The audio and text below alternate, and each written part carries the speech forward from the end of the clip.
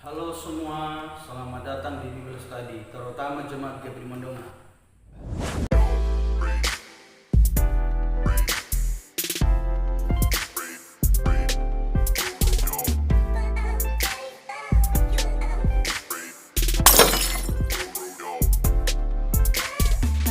Baik, puji Tuhan. Shalom, saya ucapkan bagi Bapak Ibu Saudara-saudara, terutama jemaat GPI Mandonga yang dikasihi Tuhan. Oleh anugerah Tuhan, kesempatan ini saya kembali ada bersama-sama saudara melalui pelajaran Alkitab yang akan kita belajar bersama-sama. Pelajaran kali ini adalah lanjutan dari beberapa waktu lalu pada episode pertama tentang tanda akhir zaman. Waktu itu saya menyampaikan kurang lebih ada 7 tanda yang akan terjadi menjelang zaman akhir atau akhir zaman. Terutama tanda ketujuh. Dalam waktu itu saya sampaikan bahwa tanda ketujuh adalah dunia menuju pada satu sistem pemerintahan dan satu sistem ekonomi yang terambil dari Wahyu pasal 13 ayat 17 yang berkata seperti begini, dan tidak seorang pun yang dapat membeli atau menjual selain daripada mereka yang memakai tanda itu, yaitu nama binatang itu atau bilangan namanya. Menindaklanjuti ini, beberapa waktu lalu saya mendapat video himbauan dari Bapak Pendeta Insinyur Timotius Sebekti yang disampaikan bahwa kondisi saat ini adalah kita sementara belajar. Ini sementara latihan untuk menanti atau menghadapi kesusahan besar yang akan datang. Kita lihat video. Jemaat Tuhan yang kami kasihi, hari-hari ini dengan peristiwa COVID-19 sebenarnya merupakan latihan untuk menjelang yaitu hari yang besar dari Tuhan, yang nanti benar-benar akan terjadi kesukaran yang melebihi ini. Artinya bahwa setelah COVID ini sesuatu yang lebih mengerikan, sesuatu yang lebih besar akan terjadi.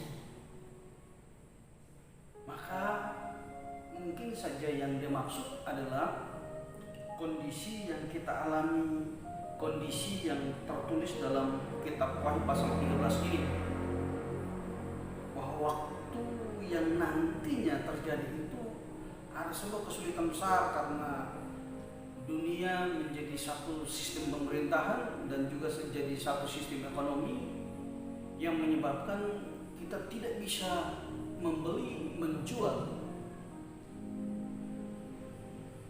Ketika itu disebutkan bahwa antikris akan berkuasa dan orang-orang percaya akan semakin ditekan dan mengalami hal-hal yang tidak diharapkan. Nah, Bapak Ibu saudara-saudara yang dikasihi Tuhan, kalau saudara baca dalam Wahyu pasal 13 ini, yang membeli dan menjual itu hanya orang-orang yang mempergunakan tanda di dahi mereka, yaitu angka 666. Kalau saat ini, kalau saudara ke mall, ke tempat-tempat keramaian, ada sesuatu yang membuat saya mengingat hal yang akan terjadi ini. Tepat sekali sesuai dengan yang disampaikan orang tua gereja Bapak Pendeta Timotius, bahwa kesusahan itu besar.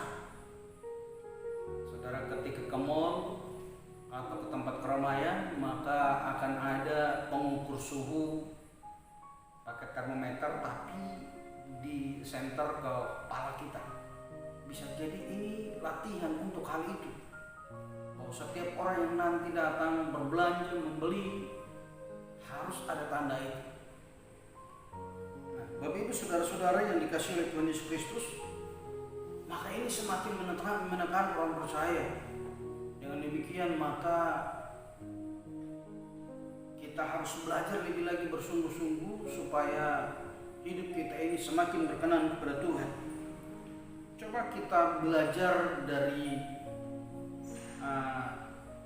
pelajaran Pentakosta ketika saya dapat di sekolah Alkitab yang disebut peta zaman.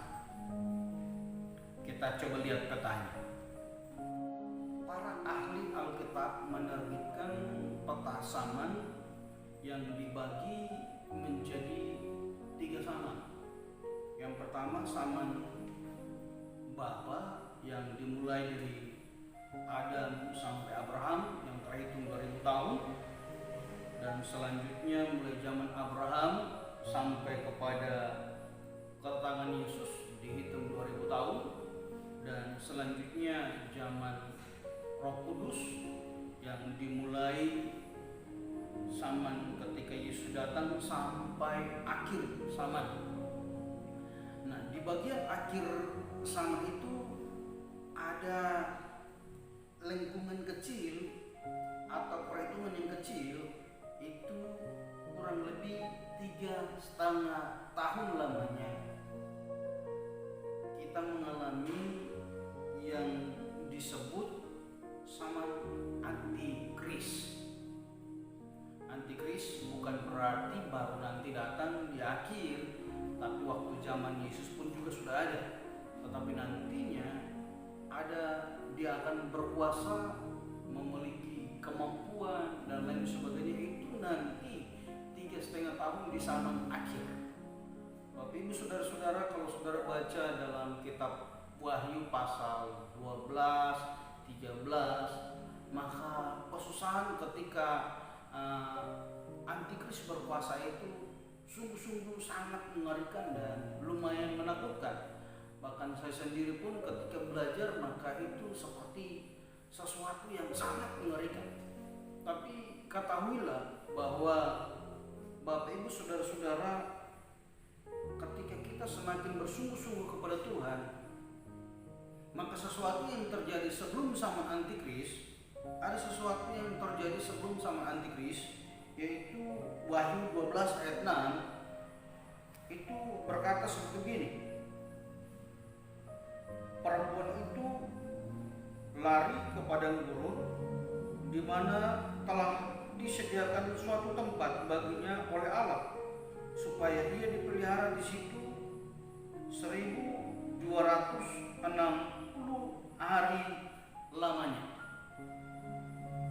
Ini diartikan sebagai orang-orang yang percaya, yang tetap mempertahankan imannya saat ini sebelum masa antikris selama 3,5 tahun memerintah. Orang-orang percaya mengalami sesuatu yang namanya masa penyingkiran. Masa penyingkiran. Tuhan telah menyediakan sebuah tempat untuk kita disingkirkan ke tempat itu. Saudara, saat ini maraknya disebut tempat atau diserukan oleh negara-negara tertentu. Kalau di Indonesia PSBB, di tempat-tempat lain lockdown. Artinya semua orang tidak boleh kemana-mana. Saya berpikir bahwa ini juga termasuk latihan. Kenapa latihan? Karena nantinya kita itu disingkirkan secara khusus, di lockdown secara khusus, di sebuah tempat yang tidak bisa dilihat atau tidak bisa didatangi oleh antikris. Nah, dengan demikian Bapak Ibu saudara-saudara, bagaimana dengan mereka yang tidak terangkat atau tidak tersingkirkan? Maka mereka pasti masuk dalam masa antikris itu. Di sini barang siapa mau selamat, tetap mempertahankan imannya, maka dia harus membayarnya dengan darahnya sendiri, dengan keteguhan imannya sendiri. Walaupun disiksa, dianiaya, dia harus belajar mempertahankan imannya. Karena orang-orang yang disingkirkan, kalau saudara baca Injil Lukas, Matius, Markus, maka ada 2 orang di ladang, satu tersingkirkan, satu tidak. Ada yang dalam pelayanan, dalam gereja, ada yang diangkat, ada yang tidak, ada yang disingkirkan, ada yang tidak. Nah, yang tidak tersingkirkan ini akan masuk dalam ayat Antikris itu. Tapi bagi Bapak Ibu Saudara-saudara yang hidup benar, hidup kudus, melakukan hal-hal yang baik, akan menjadi orang-orang yang tersingkirkan. Nah, dengan demikian Bapak Ibu Saudara-saudara, maka kali ini saya tidak panjang-panjang, saya pengennya kita semakin bersungguh-sungguh saat ini. Tuhan masih memberikan kesempatan bagi kita. Waktu yang ditentukan itu tidak tahu kapan, tanggal, bulan, tahun, tidak tahu kapan. Tetapi kondisi ini mengarah ke arah itu. Maka selama kita masih diberikan kesempatan, engkau siapapun juga kita, mari tinggalkan dosa, mari tinggalkan hal-hal yang salah, belajar tunduk kepada Tuhan, belajar bersekutu dengan Tuhan melalui firman Tuhan, dan pastinya kehidupan ke depan jangan kita menjadi orang yang masuk dalam aniaya itu, tetapi kita menjadi orang-orang yang tersingkirkan. Tuhan Yesus memberkati.